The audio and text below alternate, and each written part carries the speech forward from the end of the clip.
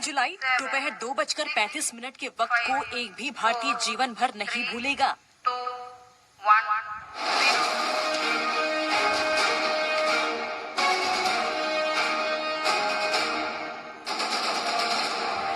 ये वो लम्हा था जिस वक्त इसरो यानी इंडियन स्पेस रिसर्च ऑर्गेनाइजेशन ने चंद्रयान 3 की लॉन्चिंग कराई।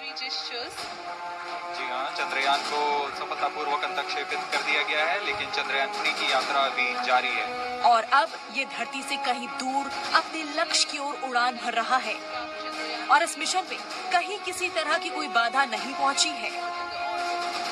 लॉन्च के बाद चंद्रयान 3 इस समय कहां होगा, ये सवाल हो सकता है आप में से कई लोगों के मन में हो। दरअसल चंद्रयान 3 इस समय धरती की कक्षा में ही है और लोकेशन के लिहाज से उसकी जो स्थिति है वो अटलांटिक महासागर के ऊपर है। इसरो के वैज्ञानिक न केवल चंद्रयान 3 के कामकाज पर नजर लगाए हुए हैं, बल्कि उसकी लोकेशन भी बाकायदा हर पल ट्रैक की जा रही है। इस मिशन से जुड़ी सबसे बड़ी और ताजा खबर ये है कि ये स्पेसक्राफ्ट अपनी दूसरी परीक्षा पास कर चुका है। अंतरिक्ष यान ने कक्षा में पृथ्वी के निकटतम बिंदु को बढ़ाने के लिए पृथ्वी से जुड़े दूसरी प्रक्रिया पूरी कर ली है।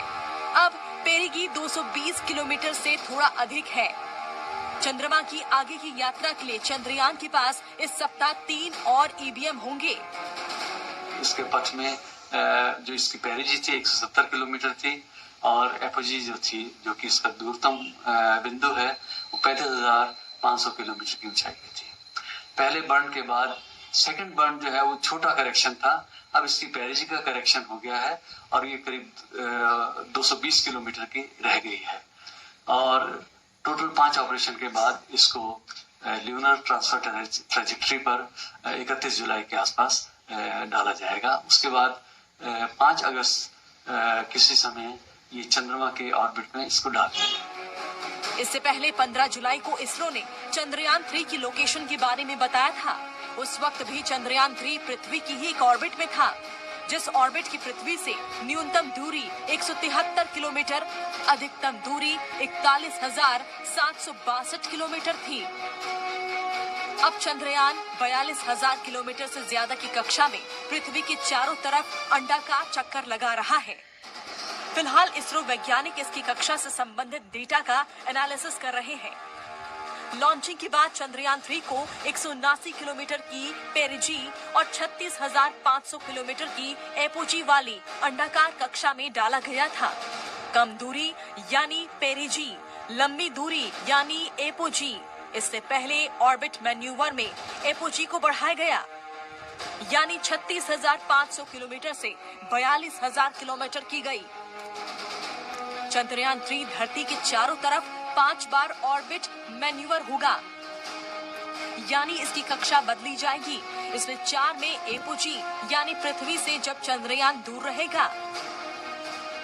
चंद्रयान 3 के प्रति भारतीयों में किस कदर दीवानगी है, इसका अंदाजा आप इसी बात से लगा सकते हैं कि सोशल मीडिया में इससे जुड़े पोस्ट की भरमार है। इस मिशन को शिप में बैठे लोगों ने भी देखा और विंडो से कैप्चर किया।